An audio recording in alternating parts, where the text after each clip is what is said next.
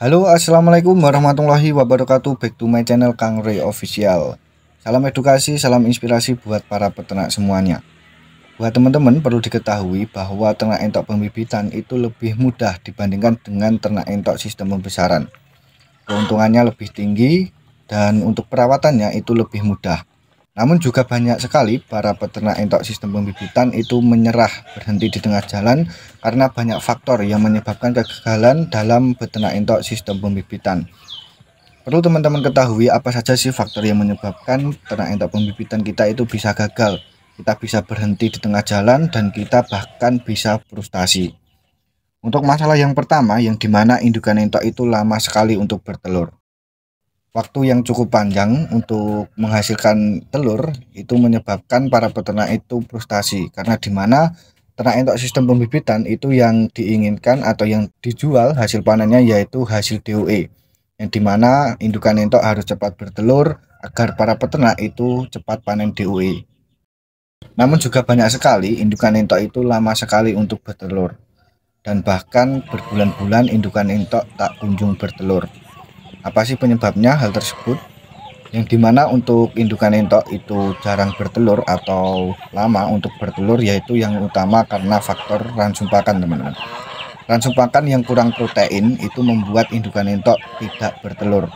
Apalagi buat teman-teman yang menggunakan atau memanfaatkan ampas-ampasan seperti ampas singkong, ampas tahu dan lain sebagainya, itu jika tidak diimbangi dengan konsentrat petelur atau ransum pakan yang lainnya, itu tidak membuat indukan entok cepat bertelur.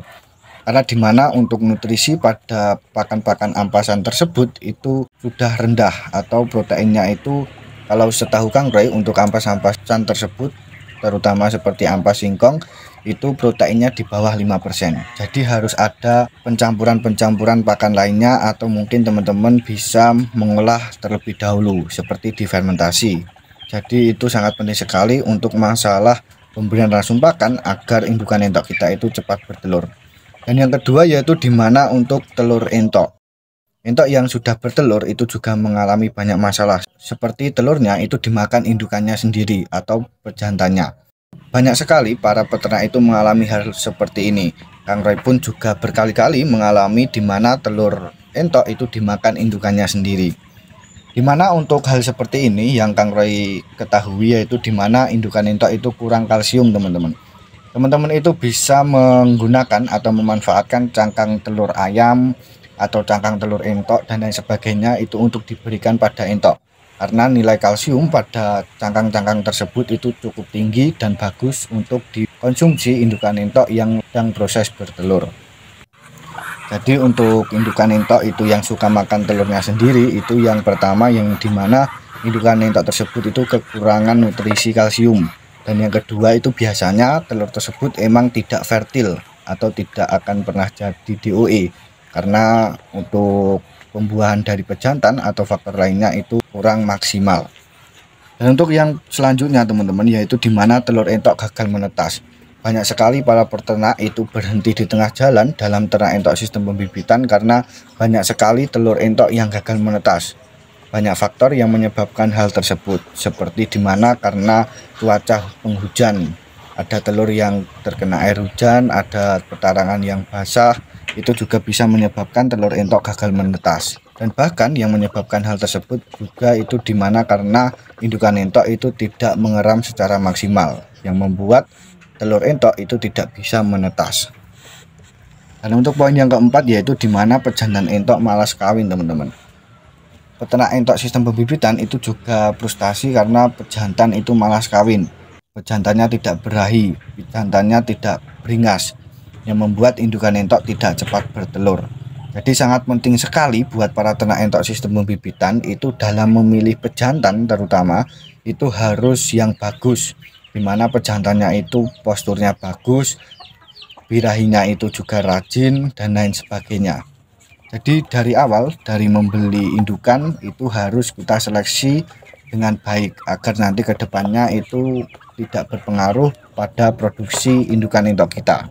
Karena dalam memilih pejantan entok ini juga sangat penting sekali, yang dimana selain juga membuat indukan entok cepat bertelur, yang menentukan telur entok itu fertil atau tidak itu juga dari pejantannya. untuk birahinya itu maksimal atau tidak. Itu juga sangat berpengaruh sekali. Jadi Kang Roy selalu ingatkan pentingnya memilih pejantan entok yang bagus, yang baik, agar produksi entok kita itu tetap lancar teman-teman. Dan untuk selanjutnya yaitu dimana ketika indukan entok sudah bertelur, indukan entok sudah mengeram dengan bagus, namun untuk kandang entok kita itu banyak semutnya teman-teman, yang membuat telur entok itu ketika menetas itu banyak DOE yang mati karena banyak semut yang menggerombol di petarangan tersebut.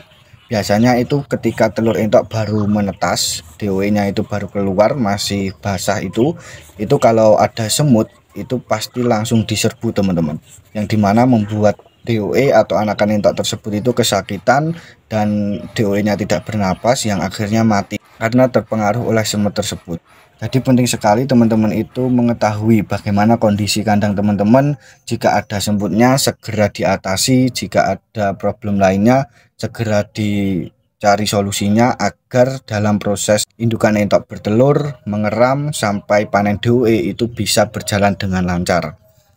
Jadi penting sekali untuk kita itu selalu mengkontrol bagaimana kondisi kandang entok kita. Dan untuk poin yang keenam yaitu dimana tingkat kematian tinggi pada anakan entok kita. Mungkin juga banyak sekali para peternak itu sudah berhasil dalam menata indukan dalam proses produksi, namun juga pada masa panen DOE atau masa perawatan DOE itu juga banyak yang gagal. Karena dalam merawat DOE, anakan entok itu juga agak-agak sulit gampang teman-teman. Bukan hanya faktor cuaca yang mempengaruhi anakan entok itu mudah mati, tapi juga banyak sekali faktor yang membuat anakan entok itu mudah mati teman-teman. Jadi perlu kita tingkatkan untuk ilmu dalam merawat penanganan anakan entok setelah menetas. Karena setelah anakan entok menetas, masa-masa starter itu sangat menentukan sekali. Apakah nanti pertumbuhannya akan berkembang dengan bagus, apakah nanti perkembangannya dengan baik, itu sangat menentukan pada masa-masa starter, di mana teman-teman harus meningkatkan ilmu bagaimana cara perawatan anakan entok agar bertumbuh dengan baik, berkembang dengan bagus, dan tingkat kematian pada peternakan entok teman-teman itu rendah. Untuk poin yang ketujuh yaitu dimana pakan entok yang boros. Mungkin teman-teman itu banyak sekali para peternak entok sistem pembibitan itu berhenti di tengah jalan karena pakan entok yang sangat boros. Yang dimana perlu kita ketahui pakan entok yang boros, mungkin teman-teman ketahui pakan entok itu boros, emang iya. Namun jika itu kita manajemen dengan bagus, manajemen dengan rapi, itu juga tidak akan membuat kita rugi teman-teman.